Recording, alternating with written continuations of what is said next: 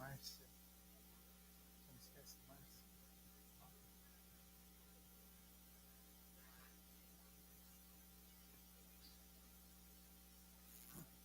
Deixa eu limpar a garganta aqui para falar. Boa tarde, pessoal. Tudo bem? Tudo bem com vocês? Bom vê-los aqui mais uma vez novamente, né? Nessa empreitada nas nossas vidas, né? Tanto na vida de vocês quanto na minha também. E é bom sempre contar com vocês. Saber que vocês também podem sempre estar contando com a CIPA, tá bom? Vocês sabem onde nós estamos, o e-mail, Ramal, sabe quem procurar? Tudo bem, minha linha? A gente vai hoje, conforme a gente divulgou para vocês, nossa pauta, a gente vai estar falando, a gente convidou o Ricardo, vou estar apresentando ele daqui a pouquinho para vocês, para ele estar falando um pouco bastante, né? O que é o trabalho do DSTR, sobre essa questão do PGR, que tá ligado diretamente ao mapa de risco, que é de suma importância que a gente saiba como lidar com essa nova ferramenta, que é pertinente a nós, cipeiros. Depois, a gente vai estar trazendo aqui para apresentar a Vivian, do SAVES, que é da Secretaria de Atenção à Violência Sexual. Talvez alguns de vocês não saibam que existe isso, ela vai estar falando, e foi até uma forma que a gente achou de trazer ela para que ela divulgue esse trabalho que o SAVES faz. Tanto o SAVES quanto o CREAT. Mas aí hoje, especificamente, vai ser o SAVES, tá bom? Aí depois, aí, lá para umas 3h30, eu fui agora há pouco antes das 2h, na reitoria, consegui lá um cafezinho para nós. Ah, que bacana. Um cafezinho, umas bolachas, para a gente depois, a partir de umas 3h40, 15 para as 4, a hora que estiver próximo de terminar, a gente ir lá e vocês ter uma resenha lá, conversar, aquele cara lá é chato, aquele cara foi legal e tal, né? Esse tipo de resenha, tá bom, pessoal? Então vai ter um cafezinho, uma bolachinha lá. Então, nesse momento eu quero chamar aqui o Ricardo, o doutor Ricardo, que é o coordenador do DSTR. Ele vai falar um pouco como ele já falou da outra vez, o ano passado, ele vai falar um pouco do currículo dele aqui. Tá bom? Ele é advogado formado. Quero dizer que a gente recebeu várias justificativas, tá bom? Pegando aqui o caso do Érico, que ele solicitou que fosse inserido na ata. A gente não insere na ata, porque são vários nomes, mas a gente tem uma lista de presença e ali a gente coloca presente, justificado, ausente. Presente, justificado, ausente. Então, queira que seu nome esteja presente ou justificado, tá bom, pessoal? É uma questão de responsabilidade, né? Eu sou cipeiro, não posso ir na reunião, vou justificar. Eu sou cipeiro, agora eu sou cipeiro, eu não vou na reunião, não falo nada, deixo para lá, né? Uma questão de responsabilidade, tá bom? Fica aí a deixa aí. Eu quero passar aqui agora a palavra para o Ricardo, aí depois a gente vai chamar aqui a Vivian, e depois no final a Alessandra vai estar falando um pouco da nossa estrutura, tá bom, pessoal? Desejo a vocês aí uma boa reunião e que vocês aproveitem ao máximo e que saiam daqui ricos em conhecimento. Mais uma vez, tá bom? Vamos receber aqui o Ricardo. Valeu, obrigado, Aldo, obrigado. Primeiro, obrigado pelo convite de estar aqui hoje. Já me coloco à disposição para quando for necessário e puder ajudar em alguma coisa, podem contar comigo, o Aldo já sabe disso. Meu nome é Ricardo, ele falou do advogado, também sou, mas eu sou médico, eu sou formado nessa casa, minha graduação foi feita aqui na Unicamp, sou médico formado, sou contratado pela Unicamp como médico, trabalhei na divisão de saúde ocupacional há algum tempo, recentemente eu estou como coordenador da DSTR, e deixa eu botar aqui, a gente vai...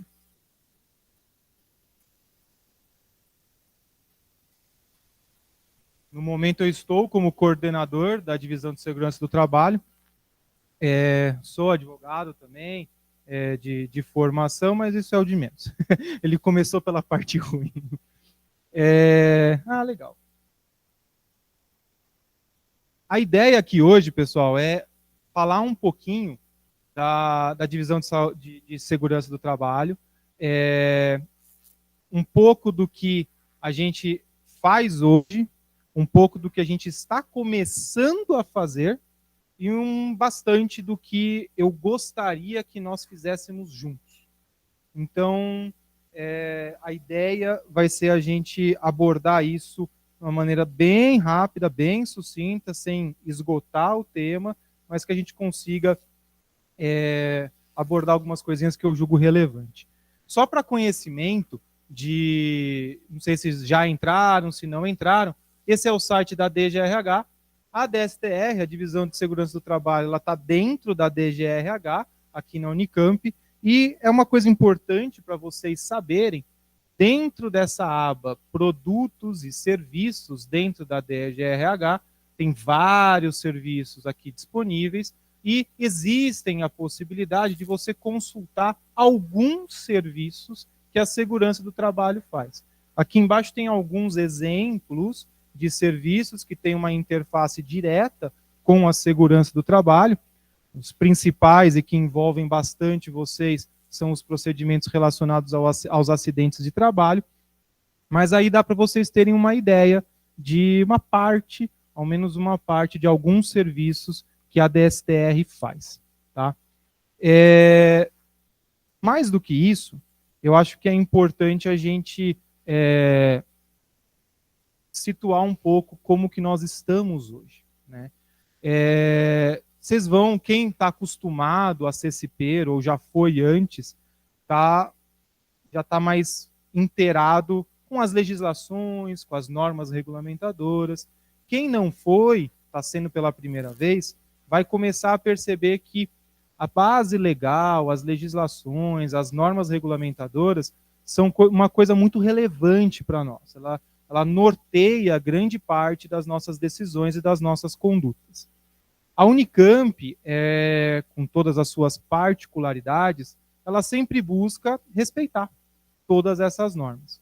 Hoje, nós temos uma grande norma, vamos dizer assim, que é a norma básica, que é a NR1, e ela foi modificada recentemente, ela já está em vigência, nós deveríamos cumprir totalmente essa regra, a Unicamp ainda não o faz, e esse, na verdade, foi o principal motivo pelo qual eu fui para a DSTR.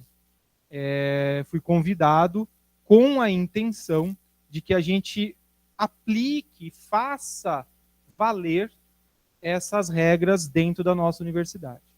Então, quando a gente olha essa legislação, a gente percebe que, além de dar informações gerais sobre segurança, saúde e segurança do trabalho, essa norma ela vai falar bastante sobre o gerenciamento de riscos ocupacionais.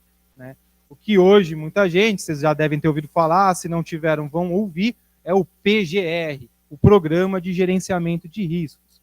Essa é uma ideia de olhar para o trabalhador e para os perigos que esse trabalhador está exposto na sua rotina de trabalho de uma maneira um pouco mais completa. Um exemplo bem claro para mostrar o quão mais completo é isso é que até a entrada dessa norma não era muito claro a obrigação da empresa para alguns aspectos em relação à ergonomia, por exemplo. A ergonomia era muito mais voltada para algumas atividades mais repetitivas ou uma carga mais pesada de trabalho. Hoje, com essa norma, os perigos ergonômicos eles devem ser avaliados para todos os trabalhadores. Então, é uma ideia de olhar para os nossos trabalhadores e olhar para os perigos e os riscos que eles estão expostos de uma maneira um pouco mais completa, fazendo com que a gente possa proteger melhor esse trabalhador.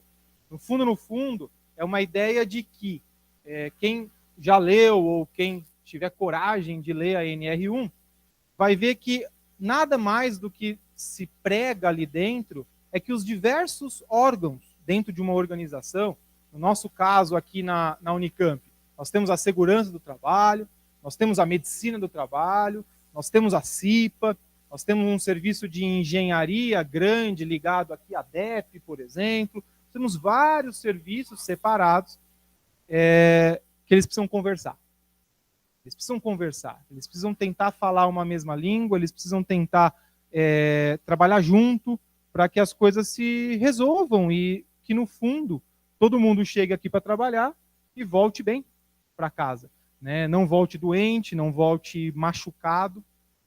E quando a gente olha todos esses regramentos, a gente tem alguns aspectos, eu trouxe só alguns, só para provocar o assunto, onde a gente tem que perceber a importância, seja da DSTR, da segurança do trabalho, e seja de vocês, como CIPA constituída. Né? Quando a gente olha essas regras, a gente tem uma coisa bem importante dentro da NR1, que é a necessidade, cabe ao empregador, à empresa. Aqui, todos nós somos empresa. CIPA, a gente representa a informação, a empresa. Cabe ao empregador informar aos trabalhadores sobre riscos, medidas de prevenção, resultados de possíveis avaliações ambientais. Então, a gente precisa perceber que os trabalhadores não devem trabalhar cegos sobre os riscos e sobre os problemas que, porventura, eles têm na rotina de trabalho. Não é para ser um segredo. Ainda, a gente tem que permitir, a gente como empresa, cabe ao empregador, permitir que representantes dos trabalhadores acompanhem a fiscalização dos preceitos legais e regulamentares sobre segurança e saúde no trabalho. Vocês aqui têm um papel importante, porque vocês são exatamente esses, representantes dos trabalhadores, inclusive eleitos. Então, vocês têm como direito e dever participar disso. É um direito de vocês exigir que vocês façam parte disso, e também é um dever para vocês fazerem parte disso. Quando a gente vai olhando essas normas, olha que interessante. É dever da empresa, do empregador, implementar medidas de prevenção. Legal. Ouvido os trabalhadores. Olha que interessante. O que eu estou querendo dizer? Vamos imaginar assim. A gente está num ambiente e uma máquina aqui enorme faz um barulho desgraçado. Aí chega um caboclo, vocês todos aqui estão trabalhando aqui, faz um barulhão, mete esse negócio no ouvido, protetor auricular ali, e tá tudo bem. Mas peraí, que barulho é esse? Vocês podem perguntar. Mas esse negócio no ouvido, não dá para botar um outro aqui que é mais confortável, ou será que esse é mais confortável? Vocês podem e devem fazer parte dessas medidas de prevenção. Aí alguém mais inteirado do assunto vai falar, antes de meter um negócio no meu ouvido, que não é legal, quem já usou sabe que não é confortável, não dá pra gente meter um caixote em volta do negócio e diminuir o barulho? Não dá pra gente pegar essa máquina e colocar do lado de fora? E não atrapalha a gente que está aqui dentro? Tem várias medidas de prevenção e de proteção para o trabalhador que às vezes, e muitas vezes na minha experiência, quem está lá no dia a dia, às vezes tem boas ideias. Quem está lá exposto no dia a dia, usando aquela máquina, ou fazendo uma determinada atividade, tendo uma determinada rotina, às vezes essas pessoas são as melhores. Podem não ter técnica, podem não ter estudado o assunto, mas elas estão lá no dia a dia e elas têm que ter voz. Elas têm que ser ouvidas e muitas vezes elas têm boas ideias. E isso, novamente, não é uma sugestão. Isso daqui é a lei falando que a gente tem que cumprir. Um pouquinho mais para frente. E não é só a empresa, né? O trabalhador também tem alguns deveres. O que o trabalhador também tem que fazer? Ele tem que colaborar com essa organização nas aplicações de todas as normas. Lógico, usar equipamento, um monte de coisa. O que eu quero dizer com isso é, vocês, sejam como cipeiros, representantes dos trabalhadores, seja como simplesmente um trabalhador, vocês podem e devem participar de todo esse processo. Tá? Quando a gente passa, muito obrigado, quando a gente passa uma coisa um pouquinho mais específica para vocês, dentro da NR5, que é o que vai falar tudo sobre a CIPA propriamente dito, a gente tem uma parte relevante dentro dessa NR que ela fala, a CIPA tem por atribuição, olha que interessante, registrar a percepção dos riscos dos trabalhadores, em conformidade com esse subitem. Vamos chegar lá e vamos ver o que ele fala. Por meio do mapa de risco ou outra técnica ou ferramenta apropriada à sua escolha, sem ordem de preferência. Então não tem que ser mapa ou... Não, qualquer um. Qualquer técnica ou ferramenta. Com assessoria do SESMIT. Um dos motivos que eu estou aqui, eu sou representante do SESMIT. O que isso significa? Vocês precisam, de alguma maneira, registrar, então não é só ouvir o pessoal, não é só ouvir a percepção, mas é registrar essa percepção do risco. Como eu falei no começo, não é, quero ser grosseiro, mas não é para vocês fazerem o meu trabalho, não é isso, mas é para a gente trabalhar junto. Eu, como técnico no assunto, vou ter uma metodologia, vou ter todo um regramento técnico para chegar na minha conclusão sobre qual é o real risco que aquele trabalhador está exposto.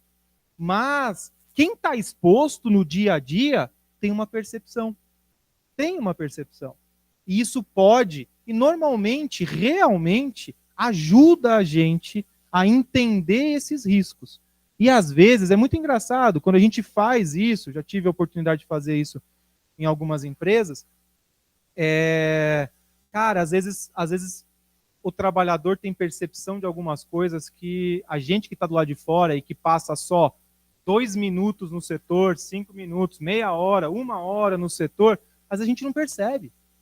Não percebe. Vocês nunca entraram em nenhum lugar e a pessoa, sei lá, usando uma máscara, usando alguma coisa, fala, será que precisa? Quem está lá no dia a dia consegue ter uma resposta melhor para isso. O que eu quero dizer com isso é, de alguma maneira, a gente precisa, e eu me incluo nisso, a gente precisa registrar essa percepção de risco dos trabalhadores. Até a mudança da legislação, depois eu volto nesse slide, mas até a mudança da legislação, era obrigatório o mapa de risco. Com a nova NR1, o que ela fala? Que a organização deve adotar mecanismos para consultar os trabalhadores quanto à percepção de riscos ocupacionais, podendo, para este fim, ser adotadas as manifestações da comissão interna, quando houver. Então, esse é o item 1533, é o item que ele fala que eu devo seguir aqui. Então, eu tenho que ouvir a opinião da CIPA quando ela existe. Ela existe na Unicamp? Existe. Então, de quem que eu tenho que ouvir a percepção dos trabalhadores? Da CIPA. Tá? Então, eu estou aqui querendo ajudar, mas eu estou dando trabalho para vocês, desculpa. Tá? Mas a gente tem CIPA, é um trabalho que vocês têm que fazer com o nosso apoio, então aqui, nosso apoio, mas é uma coisa que a gente vai precisar fazer isso daí. Essa legislação, como eu falei, ela mudou recentemente, a NR5 mais recentemente ainda, mas a NR1, que trouxe todo esse arcabouço, ela mudou aí alguns anos atrás, mas ela está vigente realmente só para agora. Né? Então, tudo que a gente tem praticamente 100% do que a gente tem aqui na Unicamp são coisas nesse sentido. Talvez alguém no seu setor de trabalho já tenha visto um cantinho na parede colocado um mapa de risco. onde você usa algumas cores para dizer o tipo de risco e o tamanho da bolinha também para poder tentar dizer a intensidade desse risco que essas pessoas naquele local, naquela salinha, tá vendo? Aqui tem mais risco, aqui tem menos, aqui é menor, aqui é maior. Então, é a percepção do trabalhador sobre os riscos que estão ali existentes. O que a gente tem outros modelos? Tem outros modelos. Um dos modelos que eu sugiro é esse daqui, daqui a pouco eu vou chegar e mostrar o porquê, mas é um modelo no sentido de tabela e não de mapa. Mas a gente pode, vamos chegar lá daqui a pouquinho. Um paralelo. Então eu estou falando para vocês que várias coisas mudaram, a legislação se atualizou de uma determinada forma, e legal, assim, para conhecimento de vocês, essa atualização da nossa legislação não é jabuticaba brasileira, pelo contrário, ela olhou para certificações internacionais, olhou para como no mundo se olha esses problemas e trouxe para fazer com que a gente fique mais próximo. Se tem alguém de algum setor, pela minha área eu sei que na saúde tem, alguns setores na área da saúde têm algumas certificações, eles conseguem algumas certificações internacionais por conta de algum financiamento, coisas nesse sentido. E muitos setores já tinham que fazer coisas nesse sentido já há muito tempo para alcançar essas certificações. E agora, essa tentativa de excelência de olhar para a saúde e de segurança vai ser aplicada para todo mundo aqui dentro da Unicamp. Só para vocês entenderem, né? Quando eu falo em tentar gerenciar os riscos ocupacionais, nada mais é do que eu ter um sistema de gestão onde eu vou conseguir fazer essa bolinha girar. O que eu quero dizer com isso?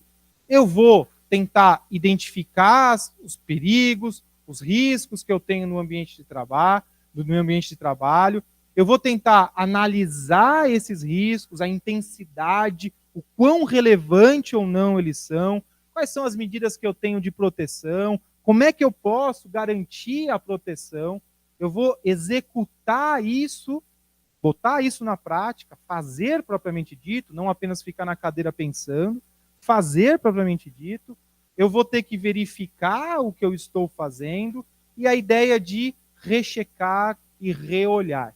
É aqui o pessoal chama, né? Aquele PDCA clássico que o pessoal fala, mas é a ideia de você ter um processo contínuo de olhar. Como eu sou da DSTR, eu posso ter esse olhar crítico sem ofender ninguém. Estaria ofendendo a mim mesmo. Como é que a DSTR funciona, em regra, até próximos dos dias de hoje? E até, na verdade, até hoje, porque a gente não conseguiu terminar isso na Unicamp inteira ainda. A gente funciona quando vocês pedem, quando o trabalhador pede. A Unicamp, por curiosidade para vocês também, a segurança do trabalho foi criada dentro da Unicamp porque teve uma ação civil pública dizendo que os trabalhadores estavam errados, estavam sofrendo, e a Unicamp estava errada na conduta de saúde e segurança dos trabalhadores. Aí, por conta disso, falou, opa, vamos contratar uns engenheiros, uns segurança do trabalho, um pessoal para tentar organizar isso. A minha ida para a DSTR foi exatamente para tentar evitar esse novo TAC da vida, que a Unicamp adora trabalhar com TAC, né? Agora tem o TAC do ponto, que foi assinado, né? A Unicamp adora trabalhar como TAC, né? Essa legislação, ela já existe, a gente deve cumprir, mas a gente não faz. Então, a minha proposta é, vamos fazer isso funcionar antes que a gente tenha que assinar um TAC. Né? A gente consegue tentar fazer no nosso tempo. Mas é uma ideia de tentar mudar o esquema, e infelizmente é isso, a realidade é essa, quem está aqui há bastante tempo sabe disso, a realidade é essa, é a gente não apenas reagir a algum empurrão ou alguma coisa que estão vindo na nossa direção, mas tentar tomar algumas atitudes para que a gente possa olhar isso com outros olhos. Né? O que eu fiz na DSTR? Né? Como a gente tem que olhar diversos tipos de problemas, vamos dizer assim, perigos e agentes físicos, químicos, biológicos, de acidente e fatores ergonômicos, eu montei uma equipe multidisciplinar, onde a gente tem engenheiro, técnico de segurança, médico, fisioterapeuta, ergonomista.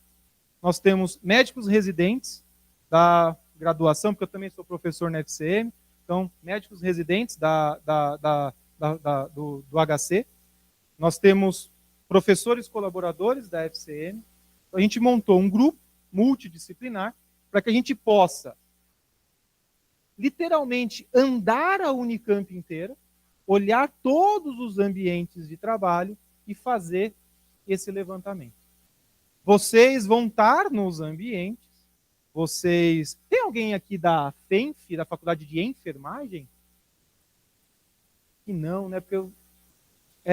Porque a gente já fez isso, por exemplo, na FENF, e tinha o ex-cipeiro e a cipeira atual acompanhou esse processo, né? Eu não consegui identificar aqui, mas em alguns lugares a gente já está fazendo isso, e faz parte do processo. Quando isso acontecer na unidade de vocês, vocês devem participar, vocês devem estar juntos, vocês devem tanto nos ajudar, quanto conhecer também um pouco desse trabalho.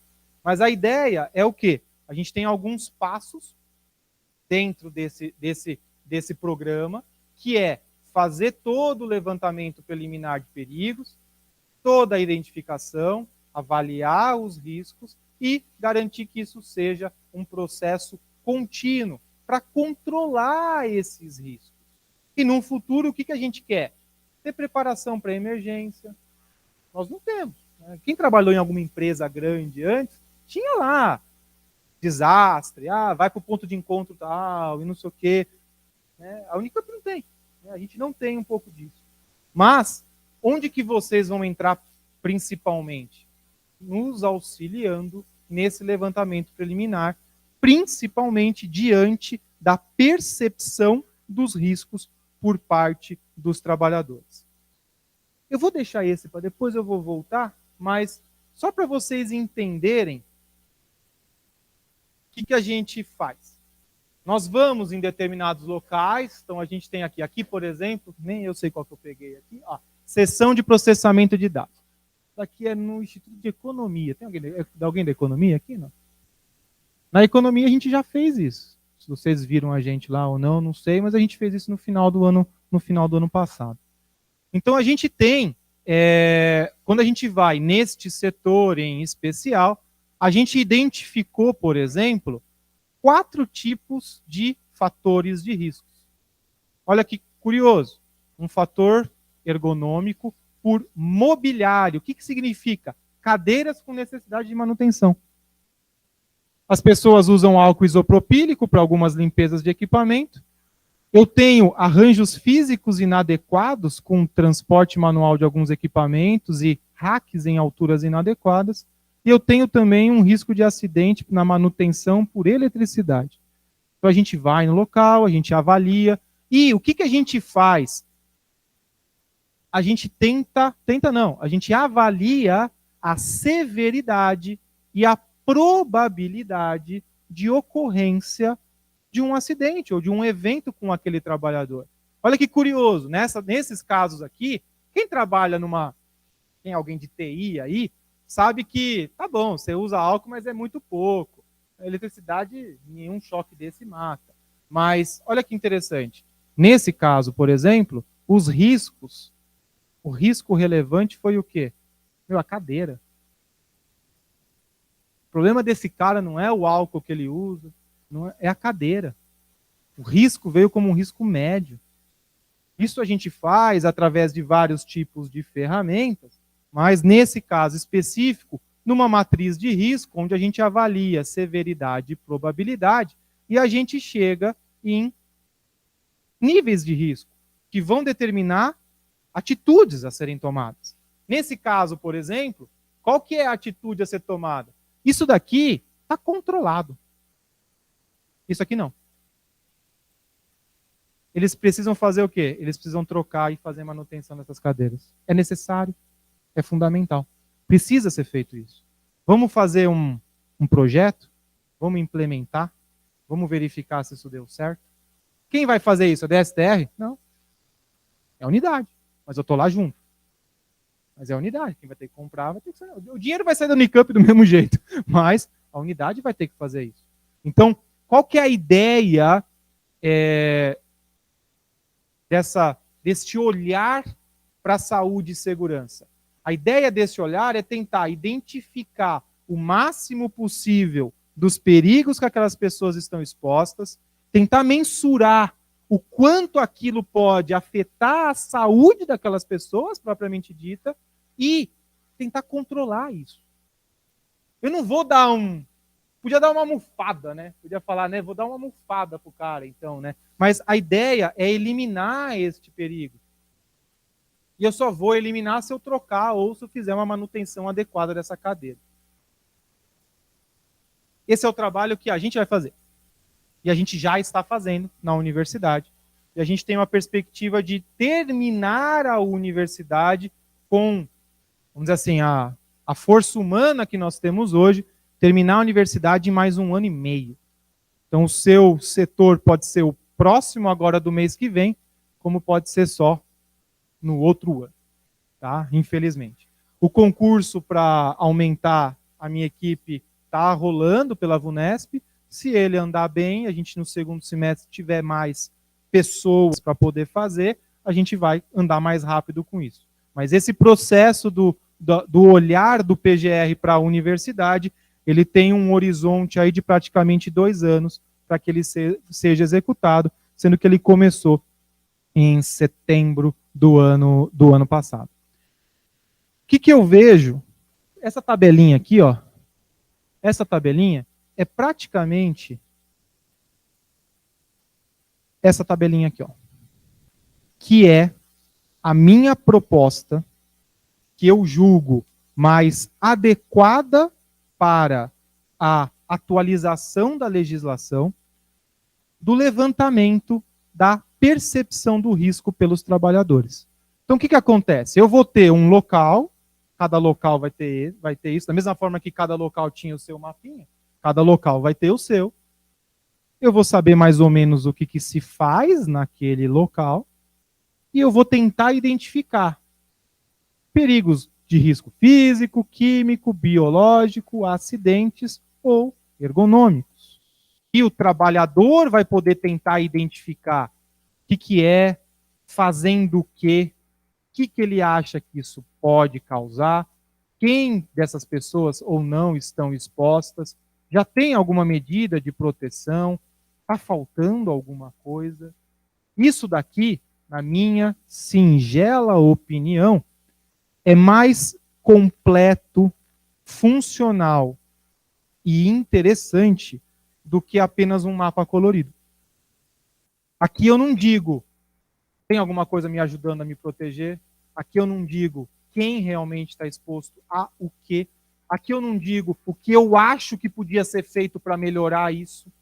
Então eu tenho formas diferentes de registrar isso, previstas pela legislação, e que vocês vão ter que decidir.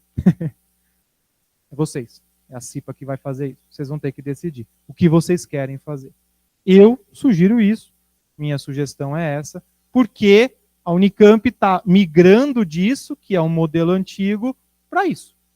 Então, isso que está sendo feito atualmente na universidade, com essa mudança da legislação. Mas vocês têm, como a própria lei diz, sem ordem de preferência, vocês têm a autonomia para decidir o que vocês querem fazer. O que eu acho que é importante, né, no frigir dos ovos, até para que eu não me alongue, a gente precisa trabalhar junto. Volto. A gente precisa trabalhar. Esse?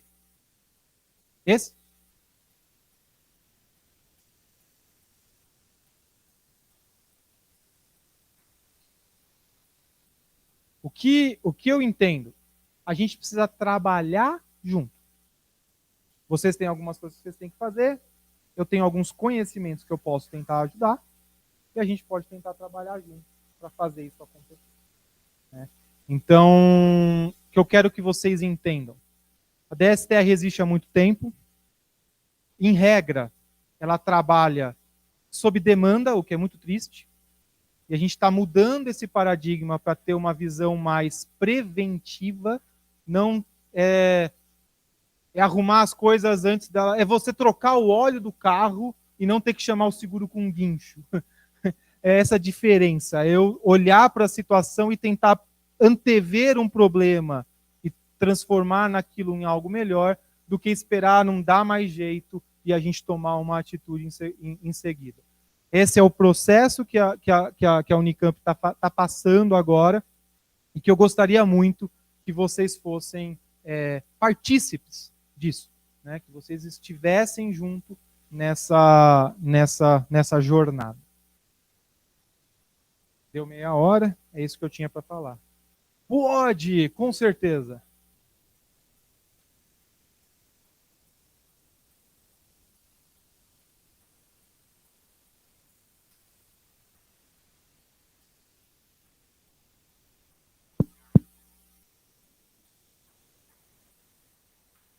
Sim. A ergonomia, quando a gente pensa em ergonomia, a gente está numa NR, tudo é norminha, né? A gente está dentro da NR17. Se você olhar dentro da NR17, você tem a parte física e você tem a parte de sobrecarga também. Trabalho em turnos, horas extras demasiadas, sobrecarga mental, propriamente dita. Eu optei por colocar aquele, mas, por exemplo, na economia, a gente achou alguns lugares onde parece que tem uma sobrecarga. Nessa avaliação que a gente fez, a gente faz uma entrevista com as pessoas do local e fica lá 5 minutos, 10 minutos e vai para o outro local e a gente vai fazendo. Mas algumas perguntas que a gente faz, algumas coisas que a gente faz, experiências que nós já temos, relatos que nós já temos, a gente conhece às vezes as situações. Nesses lugares, o que vai ser feito no segundo momento? Uma avaliação mais detalhada com o apoio da DSO, da parte do PART, do Programa de Acolhimento e Reinserção do Trabalho, onde nós temos o quê? Psicólogos, assistentes sociais, que estão na Unicamp, conhecem muito bem a nossa organização e são os profissionais indicados para nos auxiliar nisso. Então, sim, pela primeira vez, a gente está olhando para isso, sim. E, inclusive, os profissionais dessa equipe, os psicólogos e esses assistentes sociais, se tudo der certo, eles vão ser parte da minha equipe nessas visitas já de antemão. Porque eles já sabem, eu atendo aquela pessoa daquele lugar, eu já sei que o chefe é ruim, ou o que quer que seja, a demanda de trabalho é muito ruim. Então, eles têm um outro olhar que é complementar ao olhar nosso, da segurança e da saúde. Entendeu? Então, sim, isso é um dos aspectos que a gente também olha nessas avaliações. Eu vou ter um diagnóstico perfeito do que está acontecendo? Não. É o primeiro olhar para levantar uma bandeira que aquilo pode ou não existir naquele local, para que a partir daí eu tenha uma avaliação mais detalhada. Porque aí eu preciso de uma entrevista mais estruturada, eu preciso fazer entrevista do chefe, do subordinado, olhar circunstâncias, às vezes tem que olhar documentos, cartão ponto, questão de hora extra, tem um monte de coisa que precisam ser olhadas. Mas sim, isso também faz parte. Ricardo e colegas, boa tarde. Meu nome é Érico Pimenta. Eu tenho 3 breves colocações que acabam sendo perguntas, Ricardo, que envolve aí o todo da apresentação. Uma das situações seria como que atenção que a gente consegue dar, principalmente às atividades que são realizadas externas à unidade, pensando externas à Unicamp, inclusive, seja para motoristas, professores. A gente estava trabalhando no mapa de risco lá do Instituto de Geociências e perpassa essa questão das atividades que são externas à unidade. O outro ponto seria, tem alguma sugestão, ou como que a gente vem trabalhando sobre essa questão da percepção dos colegas, quando o colega tem medo de retaliações da chefia, pensando que em alguns laboratórios a equipe é muito pequena, e às vezes a pessoa tem um receio de expor os riscos que ela percebe que tem nesse lugar. E o outro ponto seria, porque o mapa de risco ele tem uma vantagem também de comunicação com a comunidade, né? Mais do que a tabela, por exemplo. Apesar da tabela estar mais completa, dificilmente alguém conseguiria, por exemplo, a comunicação rápida, eu acho que ela dá uma certa dificultada. Bom, mas é mais isso, sim. Obrigado. Quando a gente olha a avaliação que nós fazemos, na nossa tabela, vamos dizer assim, eu tenho aqui também os riscos externos, os perigos externos. Tá? Por exemplo, um lugar que nós já fizemos a avaliação, na DGRH. Na DGRH a gente fez. Esse próprio PART, Programa de Acolhimento e Reinserção ao Trabalho, eles fazem visitas na casa, às vezes, da pessoa que está lá afastada há 10 anos, vai lá no meio da favela, olhar alguma coisa. Cara, dependente de drogas, está precisando de apoio, eles vão até lá e se deslocam para esses lugares. Esse é um perigo externo. Ele é um perigo onde a organização, a empresa, a Unicamp, ela não controla totalmente o ambiente, porque é um ambiente totalmente fora. Então, esses perigos também são levantados. No caso do PART, a gente tem algumas orientações. Tem um pessoal, por exemplo, das geociências. Tem um pessoal das geociências que vão pegar a amostra de solo, pedra, no meio do mato. Espera aí. Depende de onde eles vão, eles precisam até de perneira, por causa de risco de animal peçonhento. Então, tem atividades externas que podem ter alguma atitude por parte da empresa para proteger melhor o trabalhador.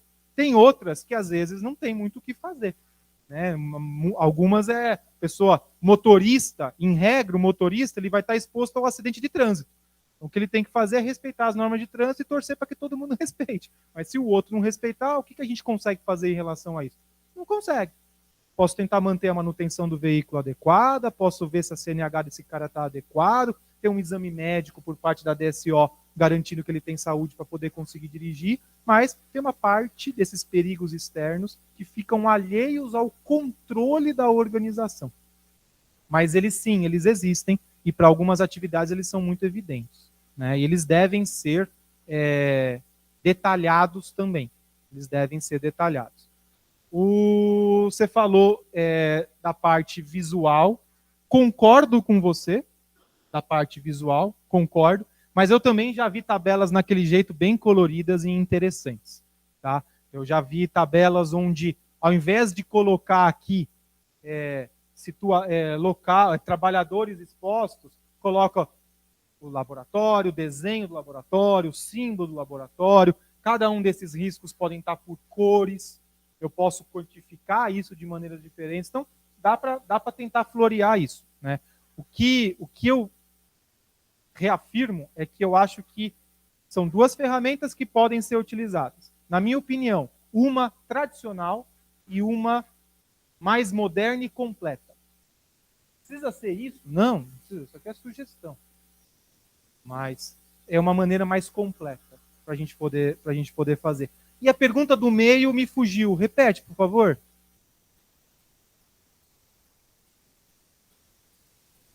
O receio. Sim, sim. Então, vocês como cipeiros, a própria, né, assim, aqui não é o caso, ninguém é mandado embora por causa disso, mas vocês têm as estabilidades, todas essas coisas exatamente para poder ter o poder de voz sem retaliações. Né? A gente sabe que em alguns setores isso tem uma dificuldade grande por conta disso. É por isso que eu acho que tem que ter vários olhares. Da mesma forma que talvez para você, sendo cipeiro, colega dele, ele vai contar melhor, talvez do que para mim, que vou chegar com 15 pessoas no laboratório dele e talvez ele fique acuado. Talvez para você ele conte mais do que para mim, ou vice-versa, eu chego lá oficial, o diretor mandou um e-mail dizendo que vai vir uma equipe que está indo vai avaliar, aí o cara entende que é o momento para falar, não sei. Mas eu acho que a ideia de ter vários canais para obter essa informação é que a gente começa a reduzir as falhas, essas falhas de comunicação. Se eu fizer isso sozinho, eu vou fazer o trabalho? Vou fazer, é meu dever, eu vou fazer. Se vocês fizerem junto, vai sair melhor? Tenho certeza que sim. Tenho certeza que sim. Então, fiquem à vontade.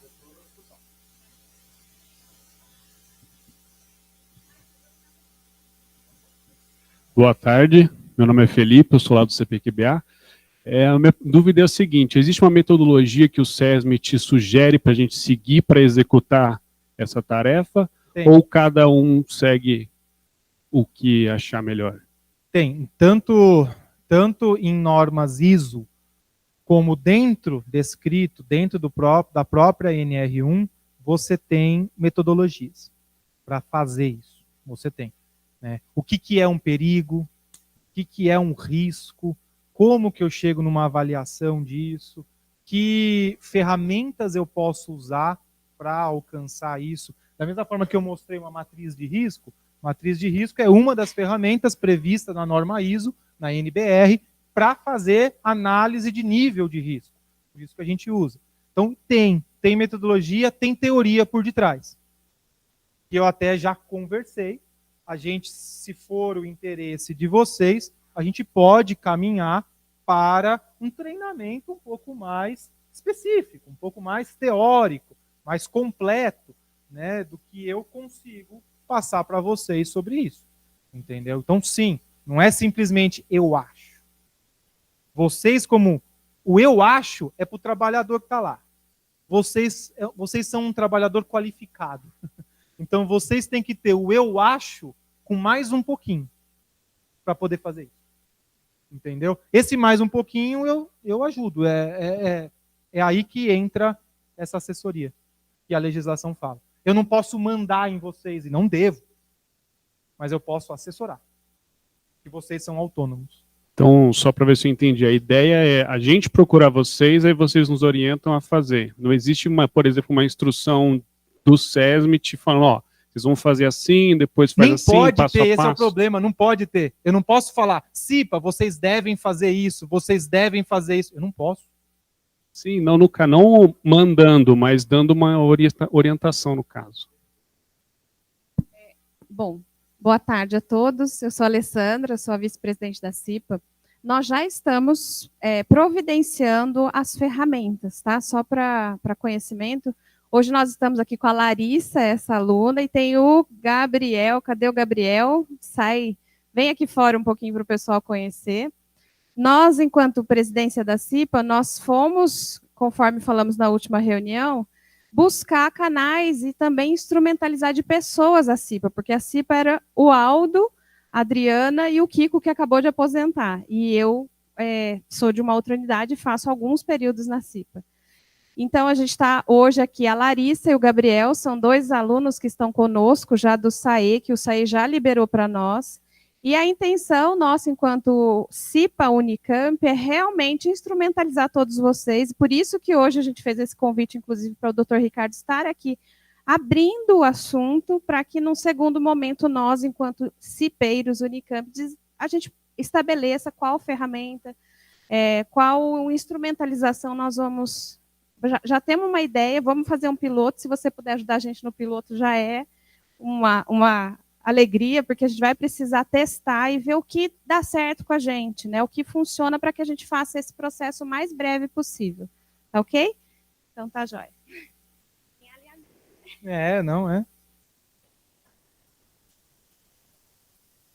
Ó, se vocês quiserem fazer isso aqui, eu posso ajudar. Se vocês quiserem fazer isso aqui, eu posso ajudar. Vocês me digam qual que você quer, eu te ajudo. O que eu não posso dizer é qual você deve fazer. Isso eu não posso. Vocês têm que ter essa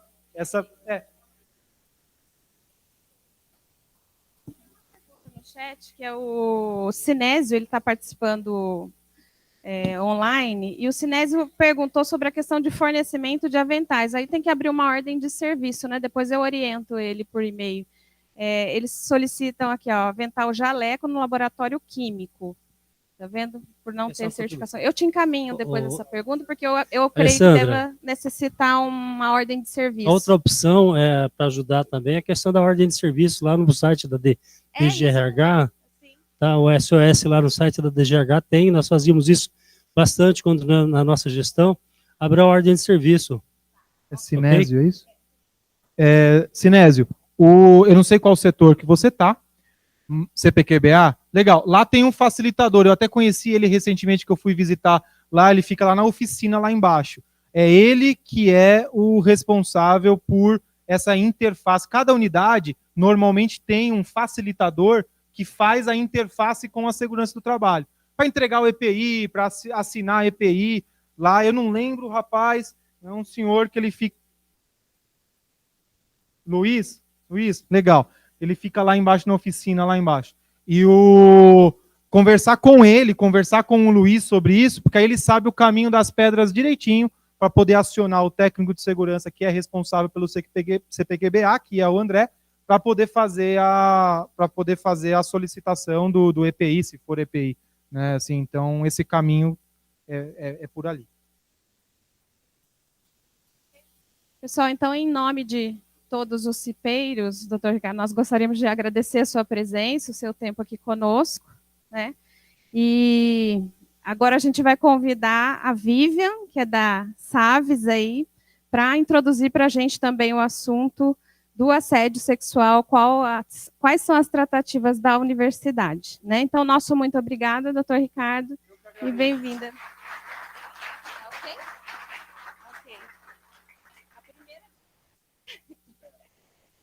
Eu disse para ele que é a primeira de várias reuniões que nós teremos, né?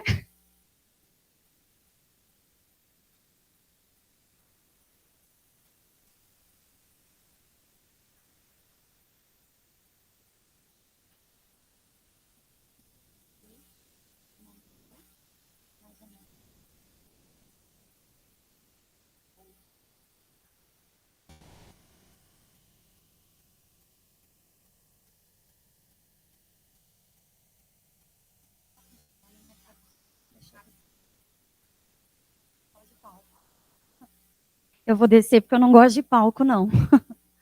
No Saves, a gente costuma trabalhar muito com roda de conversa, então eu estou acostumada a ficar mais perto das pessoas.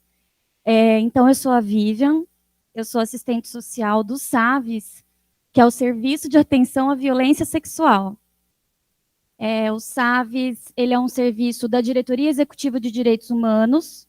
Na verdade, a estrutura é Diretoria Executiva de Direitos Humanos, Comissão Assessora de Gênero e Sexualidade e o Saves. Alguém sabe por que eu estou aqui hoje? Assim, todo mundo sabe que o nome da CIPA mudou? Não mudou radicalmente, mas mudou, né? Foi acrescida aí uma palavra no termo CIPA. Quem não sabe? Não precisa ficar com vergonha. Depois, Alessandra, se quiser contar um pouquinho, mas CIPA agora é Comissão Interna de Prevenção de Acidentes e Assédio. Eu acho, particularmente, que deveria ter mais um A no final, que é para não correr o risco de esquecer o assédio, né?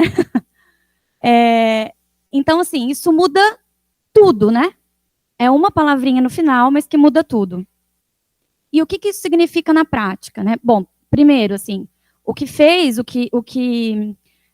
com que essa mudança acontecesse foi a Lei 14.457, né, de 2022, que cria o programa Emprega Mais Mulheres e coloca mais essa atribuição para a CIPA, que é lidar com as questões de assédio, né? Por sorte, na Unicamp, a gente já tem uma política de combate à violência sexual, desde 2019. Quem já sabia disso? Acho que poucas pessoas sabiam, né?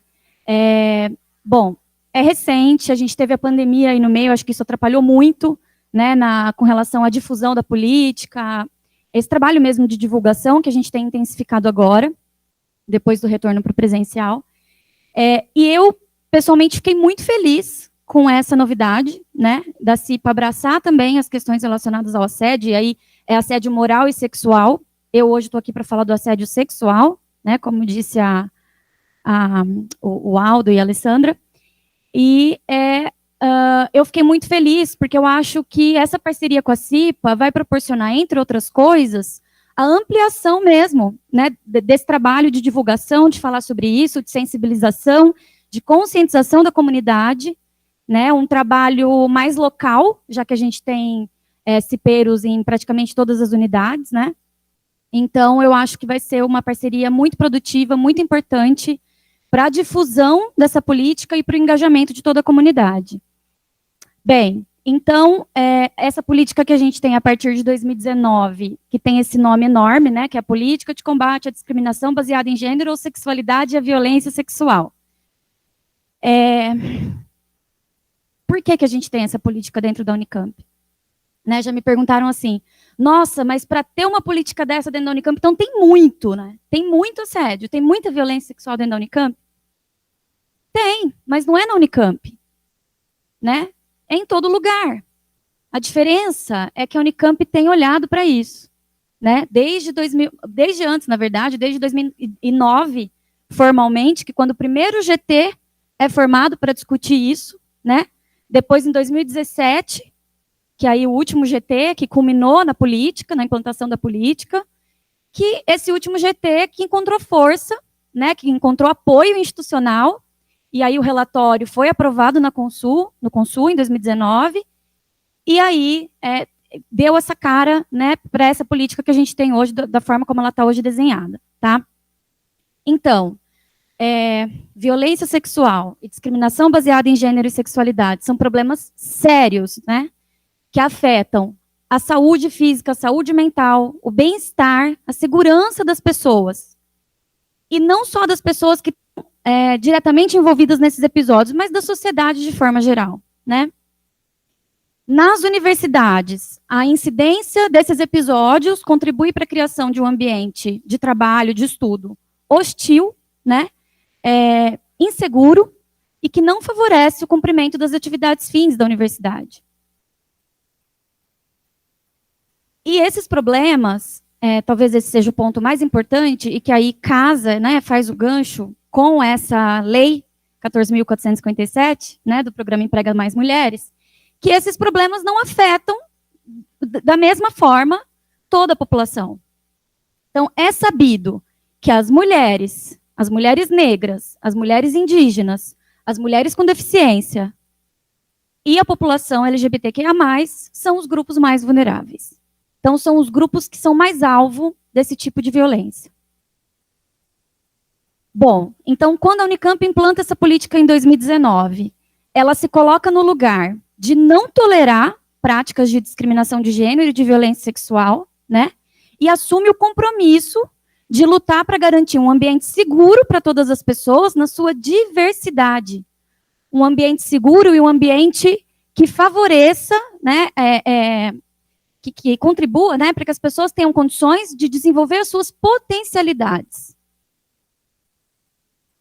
E aí, esse foi um ganho fundamental. Quando a gente tem a política implantada, a gente tem um conjunto de normas aqui dentro da Unicamp que vai possibilitar com que as situações de violência sexual sejam apuradas, então, para que as denúncias, as queixas sejam recebidas, né, as denúncias formalizadas, e, né, coloca a possibilidade de que as pessoas envolvidas, as pessoas indicadas ali como agressores ou agressoras, sejam responsabilizadas. Né? Então, é isso que esse conjunto de normas possibilita. Então, a gente tem várias, eu não vou ficar falando de todas elas, né, por conta do tempo, mas essas são as principais. Depois eu posso disponibilizar a apresentação também, porque aí clica ali e já abre o link para quem quiser conhecer um pouco mais a resolução. Pode falar. Isso, eu posso disponibilizar, porque aí é só clicar em cima, já abre a resolução, né? Mas, resumindo, essa primeira, essa 017 de 2019, vai falar da criação da Comissão Assessora de Gênero e Sexualidade, da criação do SAVES, do Serviço de Atenção à Violência Sexual. Aí depois, a 005 de 2020, que é uma resolução super importante, que fala do uso do nome social no âmbito da Unicamp, né? A 86 de 2020, que define regras e procedimentos para prevenção e acolhimento de queixas de violência sexual na Unicamp. Né? Então, tudo o que está falando lá na Lei 14.457, isso que eu ia falar no início, a gente já tem, a Unicamp já fez. Né? Então, por isso que eu falei que a gente está vários passos à frente de muitas empresas, né? Porque a gente já tem essa política, a gente já tem o protocolo de atendimento. Agora, o que a gente precisa fazer é casar, né? Como o Dr. Ricardo falou também com relação à saúde ocupacional. Trabalhar juntos, né? A gente precisa trabalhar juntos. E a GR 106 de 2020, que é parecido com a 86 de 2020, mas vai falar especificamente com relação à discriminação de gênero ou de sexualidade.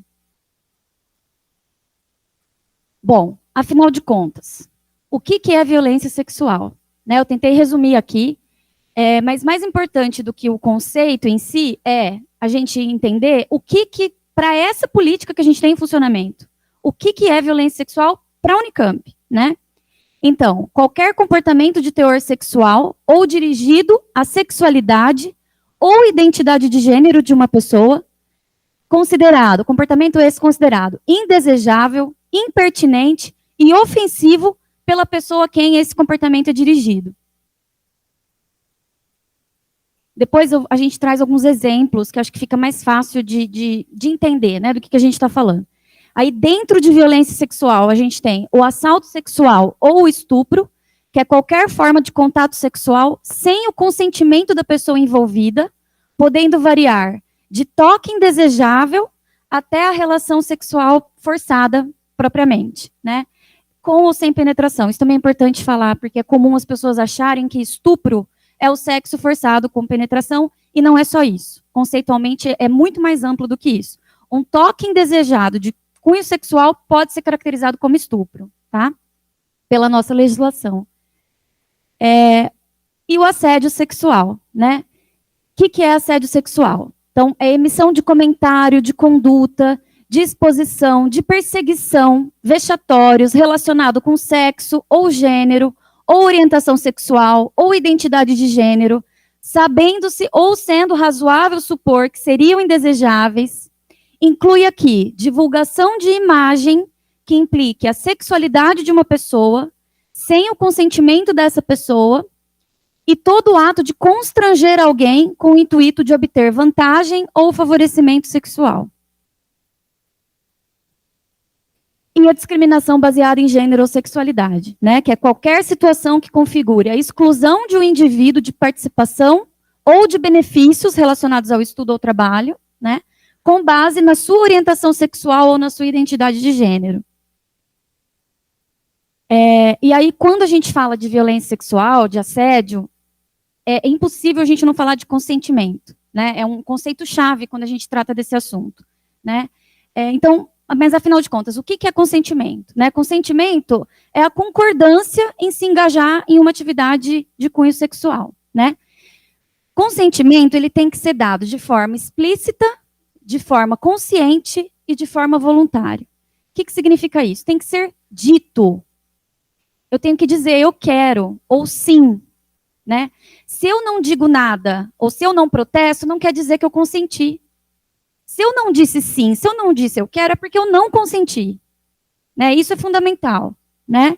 Consciente. Então, eu tenho que estar em plenas condições de consentir com aquela atividade. Eu não posso estar dormindo, eu não posso estar desacordada, eu não posso estar sob efeito de alguma substância psicoativa. Se eu não estou em condições de consentir, então não é considerado que houve consentimento. Tá? A existência de um relacionamento prévio, né, de um relacionamento anterior ou de um engajamento anterior em práticas de natureza sexual entre as pessoas, por si só, não garante consentimento. Então, não é porque eu consenti já uma vez, né, porque eu já tive relação com essa pessoa, que eu vou sempre querer, que eu vou sempre consentir. Né? E é responsabilidade de cada um dos envolvidos na relação garantir que recebeu, né, o consentimento do outro. Tá? Bom, e aí a gente traz alguns exemplos para tentar com que fique mais claro, né, do que a gente está falando. Então, exemplos de algumas condutas que dentro dessa política que a gente tem na Unicamp podem ser consideradas como violência sexual, tá? Então, tocar, abraçar, beijar, encostar em alguém com conotação sexual ou mostrar partes íntimas sem que haja o consentimento da outra pessoa, causando constrangimento nessa pessoa, contar piadas ou fazer comentários de natureza obscena ou sexual, causando constrangimento na outra pessoa, enviar mensagens de natureza sexual ou compartilhar conteúdo pornográfico sem o claro consentimento da pessoa que vai acessar esse material, que vai receber isso, fazer piadas ou comentários não solicitados sobre o corpo, sobre como se veste, sobre a maneira como se comporta, ou sobre com quem se relaciona. Convidar uma pessoa repetidamente para sair ou para sexo, ou insistir em um flerte já sabidamente correspondido. Então, quando a outra pessoa já colocou o limite e existe uma insistência, né? Intimidar, hostilizar, ofender pessoas LGBTQIA+, desrespeitar o uso do nome social, como eu já falei, é um direito, está em uma das resoluções, né? Desrespeitar ou criar obstáculos ao direito de que as pessoas utilizem os sanitários de acordo com a identidade de gênero de cada um. E tem muitos outros exemplos, tá? Esses são alguns dos que a gente pensou aqui para tentar ilustrar um pouco melhor. Bem, então, quando a Unicamp implementa essa política em 2019, viu-se a necessidade de criação de um espaço, de uma estrutura que fosse capaz de acolher as queixas das pessoas, né, e de prestar assistência, de cuidar dessas pessoas, né, que se veem envolvidas em situações ou de discriminação ou de violência sexual. E aí, quem que o SAVES atende, né? Para quem ele a quem ele se destina, né? A gente fala os membros da comunidade, mas quem são os membros da comunidade? Não necessariamente só quem tem vínculo formal com a Unicamp. Então, claro, a gente atende os funcionários, os alunos, os professores, os residentes, estagiários, menor aprendiz, patrulheiro, mas também atendemos os funcionários terceirizados, os prestadores de serviço, os comerciantes locais, os pacientes dos hospitais, todo mundo, basicamente, né, que esteja passando pela Unicamp, que tenha se envolvido numa situação de discriminação ou de violência, pode procurar atendimento através do SAVES. E uma coisa importante que eu esqueci de falar no começo, quando a gente tem essa política, passa a ser obrigatório, no âmbito da Unicamp, que todas as situações de violência sexual ou de discriminação de gênero sejam tratadas via SAVES. Então, essas situações não podem mais ser tratadas de maneira descentralizadas. Nas unidades, nos institutos, elas precisam ser tratadas através do SAVES e dentro desse protocolo de atendimento que a gente já tem, institucionalizado, né? Bom, então, qualquer pessoa que tenha vivenciado uma situação assim, testemunhado uma situação assim, ou recebido um relato de alguém, pode entrar em contato com o SAVES, né? Mesmo que não tenha sido com você que aconteceu, a gente vai saber orientar aí a respeito do que pode ser feito, tá? É importante a gente ressaltar que, quando se tratar de relação sexual forçada, com ou sem penetração, que precisa procurar atendimento médico dentro das 72 horas. Isso é super importante, né? Então, se a pessoa entra em contato com o SAVES, por exemplo, antes, a primeira coisa que a gente pergunta e a gente já vai orientar que essa providência seja tomada, né? São questões ali urgentes que precisam ser vistas. Então, o exame médico, a prevenção de uma gravidez indesejada, os testes com relação às ISTs, as infecções sexualmente transmissíveis. Então, tudo isso precisa ser cuidado aí dentro das 72 horas, tá? Então, no caso de mulheres cis e homens trans, a referência é o CAISM, né? Que lá dentro do CAISM tem um ambulatório especializado de violência sexual, né? E, no caso de homens cis e mulheres trans, ou a UER, ou o Hospital Mário Gatti, né? Pronto-socorro do Mário Gatti, ou o pronto-socorro do Hospital Ouro Verde, os três são serviços de referência. Bom, então, como eu já falei, né, o SAVES surge nesse contexto da implantação da política, e o SAVES é um espaço, primeiro, né, assim, antes de qualquer coisa, de acolhimento, é um espaço seguro, é um espaço protegido, em que a pessoa que estiver lá contando o que aconteceu para a gente, ela tem a garantia e a certeza de que vai ser guardado o sigilo de absolutamente tudo o que for conversado, o que for contado, o que for relatado ali, tá? E para isso, assim, é importante a gente também ressaltar a diferença entre queixa e denúncia. Então, todas as situações que chegam para a gente lá no SAV são queixas. Se isso depois vai virar uma denúncia, se vai ser formalizada uma denúncia no âmbito institucional, é uma outra coisa. Isso é uma das medidas possíveis e isso só vai ser feito se a pessoa quiser, se a vítima quiser denunciar. É sempre facultativo e a pessoa que decide se ela vai denunciar ou não, tá? Então, isso, às vezes, é um obstáculo até para as pessoas chegarem até nós. Porque elas pensam assim, eu vou chegar lá no SAVES, vai tornar pública essa situação, eu já vai denunciar e eu não sei se eu quero, eu não sei se eu estou preparado, não sei se eu estou em condições emocionais, em condição emocional, né, com saúde emocional, para encarar um processo de denúncia, e não. Então, isso é uma coisa que precisa ficar muito clara, né? A denúncia é um próximo passo e só vai ser feito se a pessoa quiser, né? Enquanto ainda está no âmbito da queixa, fica só ali no SAVES e a gente garante sigilo absoluto de tudo, de todas as informações, né? Para prestar o atendimento às pessoas que nos procuram, é fundamental a articulação com serviços que a gente já tem aqui, que compõem a rede de atendimento dentro e fora da Unicamp, mas principalmente, pelo menos no primeiro momento, serviços que a gente já tem aqui, né? Então, DGRH, SECOM, CAISME, HC, Secretaria de Vivência do Campus e muitos outros, né? Pensando aqui nos funcionários, esses são os principais. E não raro a gente faz o referenciamento para serviços fora da Unicamp também, que são serviços muito especializados que a gente não tem aqui. Então, os distritos policiais, a Delegacia de Defesa da Mulher, Centro de Referência LGBT, que mais? Os centros de saúde, muitos outros. E aí, o SAVES vai promover também, quando necessário, as medidas de acomodações para que essas pessoas, para que esses funcionários, né, no caso, tenham condições de continuar desempenhando suas atividades dentro da Unicamp.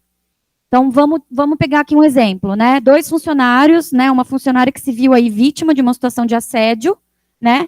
Dentro da mesma unidade, no local de trabalho, né? Então, trabalha ali junto com aquela pessoa, se vê todo o tempo, todo dia, né? Como que essa pessoa vai ter condições de dar continuidade no seu trabalho, nas suas atividades cotidianas, né? E aí que entram as ações de acomodação. E isso o SAVES tem feito aí, com o apoio de outros órgãos dentro da Unicamp, mas garantindo, pelo menos tentando, né, garantir com que essas pessoas tenham condições de dar continuidade no seu trabalho, tá bom? E além desse atendimento, né, dessa assistência prestada diretamente a quem se viu envolvido nas situações, o SAVES atua também nessas ações educativas, que é um pouco isso do que a gente está fazendo aqui hoje, né? A gente trabalha muito com roda de conversa, então, assim, que é ir para os institutos, ir para as unidades, conversar com os alunos, conversar com os funcionários a respeito da política, a respeito do SAVES, a respeito do protocolo de atendimento, para que as pessoas saibam da existência e saibam pedir ajuda, né, quando for o caso. E como entrar em contato com o SAVES, né? Então, qualquer um pode entrar em contato com a gente, né? Você não precisa ter sido envolvido diretamente na situação, mas se você recebeu um relato, se você testemunhou, pode entrar em contato com o SAVES. O principal meio de acesso tem sido o WhatsApp, pela facilidade, e o WhatsApp é direto comigo, que sou responsável pelos atendimentos, então, ali mesmo eu já faço uma primeira abordagem, um acolhimento, já passo algumas orientações ali importantes, né, nesse primeiro momento, ou o e-mail, né, saves@unicamp.br. Eu acho que o que eu tinha para falar era isso, mas eu queria me colocar à disposição. Primeiro, eu queria agradecer o convite, que eu esqueci de falar no começo, da CIPA, nas pessoas da Alessandra e do Aldo. Para nós é muito importante estar aqui, como eu disse, é interesse nosso a divulgação, né, tanto da política como do trabalho do SAVES. E eu me coloco à disposição, se a gente precisar ter outras conversas como essa, e nas unidades, né, eu acho que essa parceria com a CIPA vai ser muito importante para isso, né, além de identificar, quando ocorrerem essas situações, a gente propor ações educativas também, preventivas, antes, né, que essas situações aconteçam.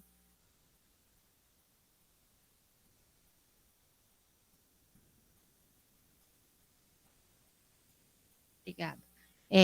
Eu achei bastante esclarecedor tudo que foi falado na apresentação, tanto quanto o caminho, como a definição do que é o assédio, e eu queria saber se já tem alguma programação de como isso vai ser passado para toda a comunidade, porque na maioria das pessoas, como você falou, em questão do assédio, não precisa ter sido com penetração, por exemplo, uma coisa que na cabeça de muitas pessoas ainda é dessa maneira, né? Na questão educativa mesmo, se já tem algum planejamento para isso ser passado para toda a comunidade. Então, o SAVES, desde a implantação, faz essas rodas de conversa, né? Mas, assim, com relação a essa parceria com a CIPA, acho que ainda não, mas é uma coisa que a gente, né, vai começar aí a se debruçar sobre isso e a programar, organizar, né, Alessandra? Não sei. Alô. Bom, o vídeo, tá. Posso falar? Você quer falar? Como a gente comentou com vocês também na outra reunião, a gente mandou, inclusive, fez as reuniões com a diretoria de recursos humanos, fez essa reunião com a Vivian para a gente começar a estruturar qual vai ser o fluxo de processo de trabalho daqui para frente, considerando a inserção da CIPA nesses processos. Então, uma das situações seria, primeiro, trazer o conhecimento e a gente estabelecer uma plataforma. Se vocês entrarem no nosso site novo, lá tem a área de notificação, que a gente agora, diante de tanto conhecimento que a gente está trocando, e o que está acontecendo, que a gente vê, assim, a gente está se unindo e se fortalecendo enquanto instituição. Né? Essa associação CIPA, DSTR, Direitos Humanos, então a gente começa a estabelecer processos mais estruturados horizontalmente, porque a gente sabe que a gestão a cada 4 anos vai mudar. Mas eu costumo dizer que é o modelo poupa-tempo, né? Que governador que vai acabar com o poupa-tempo? Quando ele lembrar como é que era para tirar uma carteira de motorista antes, ele vai desistir de acabar com o poupa-tempo. Por quê? Porque ele é eficiente, ele responde à demanda da população, certo? E resolve. Então, assim, como nós, enquanto trabalhadores Unicamp, que estamos aqui todos os dias nas nossas áreas, desenvolvendo processos, podemos estruturar processos sólidos. A CIPA, por exemplo, a cada 1 ano mudam os cipeiros. Como que nós vamos fazer para que esse tipo de processo crítico, que é um processo crítico, quando a gente fala de assédio, seja estruturado de uma forma mais linear, mais sólida? Então, assim, estabelecendo, uma das estratégias que eu e o Aldo temos discutido é exatamente estabelecendo essas parcerias. Por quê? Porque a Vivian vai estar no SAVES, ela já está no SAVES desde 2019, né? Até desde 2022. Então, assim, quem fica, né? O SAVES está lá sempre. Nós, cipeiros, a gente vai também ter cada ano começa um novo time, né? Então, como estruturar os nossos processos nessas parcerias dos serviços que a própria universidade tem, em parceria com os cipeiros, para estabelecer um ambiente de trabalho mais salutar, mais saudável para todos nós. Então, é um desafio para nós todos, nessa gestão. Como estruturar isso de uma maneira que a gente consiga instituir um legado para os próximos cipeiros, para os próximos colaboradores. E essa parceria, é uma construção que a gente está começando a costurar essa coxa de retalhos aí. Pois não, senhor levantou.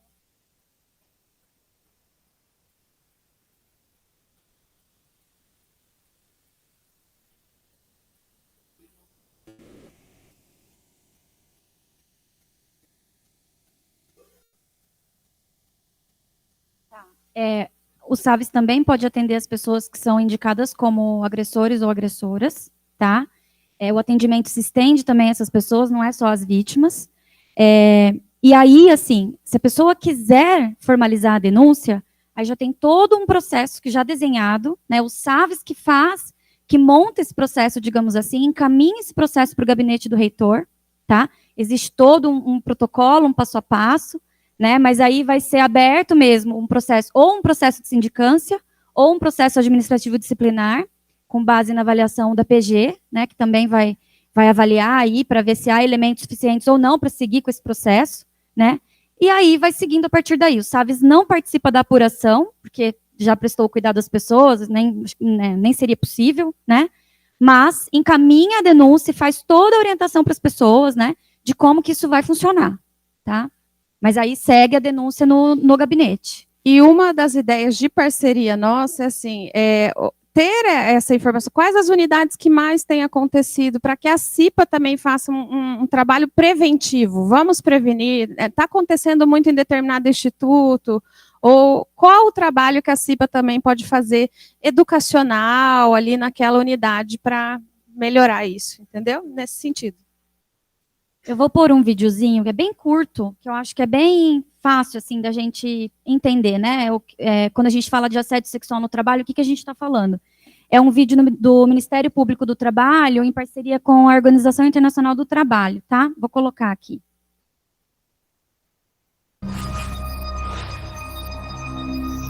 Será que tá bom?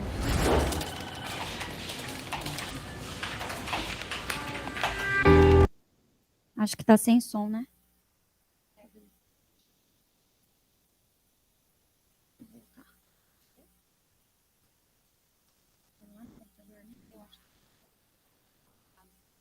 Ah, tá bom. Ah, tá. Pra não dar...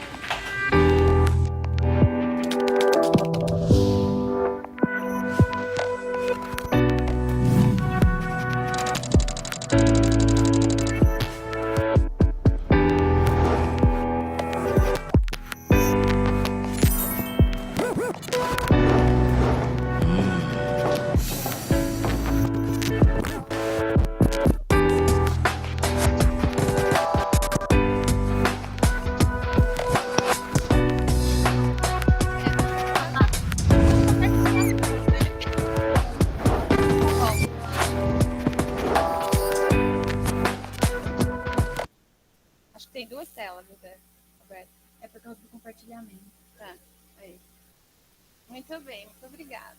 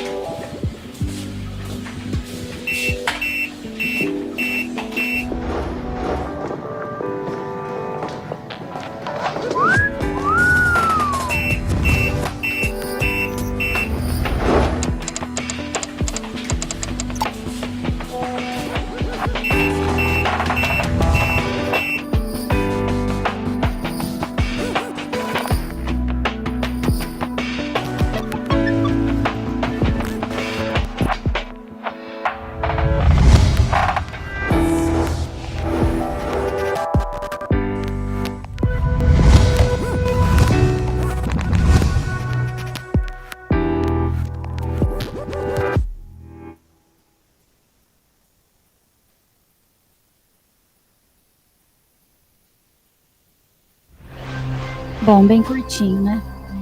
Eu só queria falar também uma... Peraí.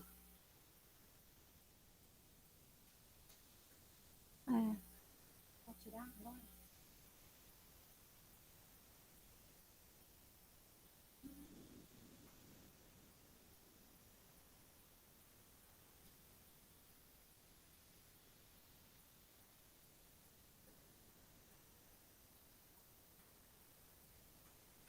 Só porque no começo do vídeo ele fala, né, da porcentagem de mulheres, né, que já sofreu com assédio sexual.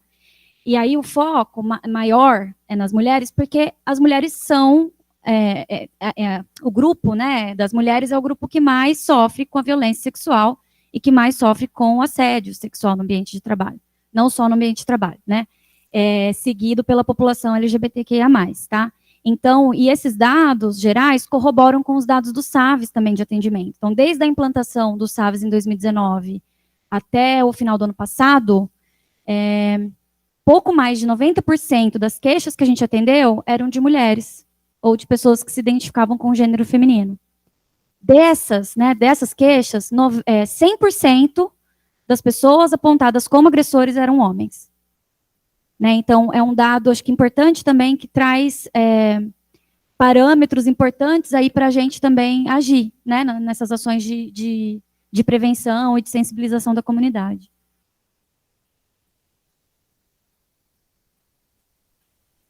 Bom, eu acho que era isso que a gente tinha, né? Esse convite para a Viva. Então, assim, trazer um pouco mais para nós sobre esse assunto. A gente sabe também que é a primeira de vários encontros que nós vamos precisar desenvolver. Então, em nome de todos os cipeiros, gostaria de agradecer o aceite do convite, a nossa recepção também, porque nós fomos recebidos lá, eu e o Aldo, para conversar sobre o assunto. E, de prontidão, a Vivian aceitou o convite de estar aqui conosco hoje. Então, muito obrigada, Vivian, e para todos os cipeiros, depois a gente encaminha, né, Aldo? E para todos os cipeiros, só lembrar de assinar a lista de presença, tá? Pode. Então, é assim, o endereço a gente não costuma divulgar.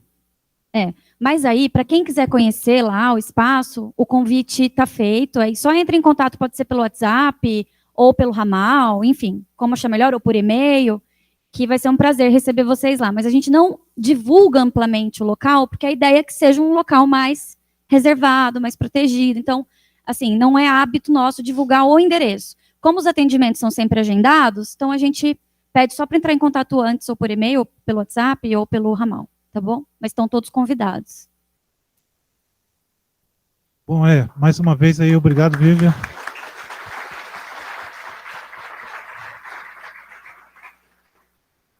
Bom, a Alessandra vai falar aqui um pouco agora da estrutura da CIPA, mas eu quero agradecer aí mais uma vez, obrigado, Vivian, pela aceitação do convite e pela explanada aqui do que é o SAVES. Pessoal, é isso. Nós somos um agente multiplicador daquilo que a gente ouve, daquilo que a gente aprende. Então, detectou alguma situação lá, vem cá, você não continue sofrendo esse tipo de situação. Se assédio, seja qualquer tipo de assédio, pessoal. Nossa, pelo amor de Deus, né? Pega essa pessoa, encaminha ela. Eu conheci o SAVES através da CIPA, eu conheci os canais onde você pode estar sendo consultado, onde você está sendo, vamos dizer assim, melhorado, né? Porque não é possível, né, gente? Certas coisas, a gente vive no século que a gente vive, dentro de uma universidade, e a gente se depara com situações assim. Se existe o SAVES, foi criado o SAVES porque existem as situações, né? Que, de uma certa forma, é inaceitável, né? Vamos dizer, né? Inaceitável, né, gente? Conversa, não aceitou? Vira as costas e vai embora. Né? Agora, se você a CIPA está representada em todas as universidades, em todos os setores da universidade. Então, assim, nós temos pessoas em todas as áreas. Detectou lá uma situação lá? Encaminha a pessoa. Tem aqui o zap do SAVES, tem o e-mail do SAVES. Tá bom, gente? Não vamos deixar expandir esse negócio todo aí pelo amor de Deus, né, de assédio, tá bom? Pode fazer, Beth.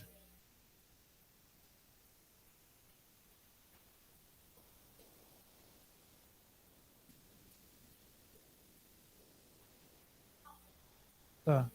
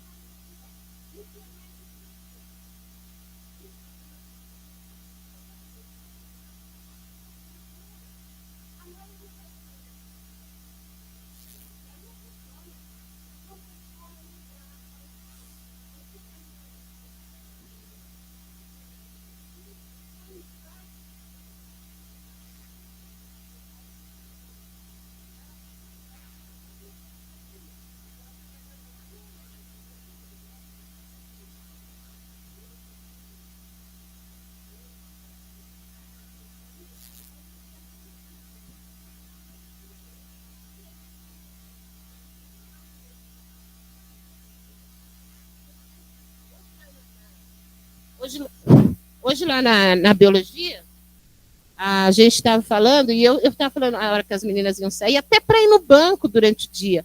Porque quando essa informação chegou para a gente no dia que a moça foi levada, não era nem 2 horas da tarde. Pelo menos que chegou para a gente ali. Então, todo mundo ficou assim, o que a gente faz?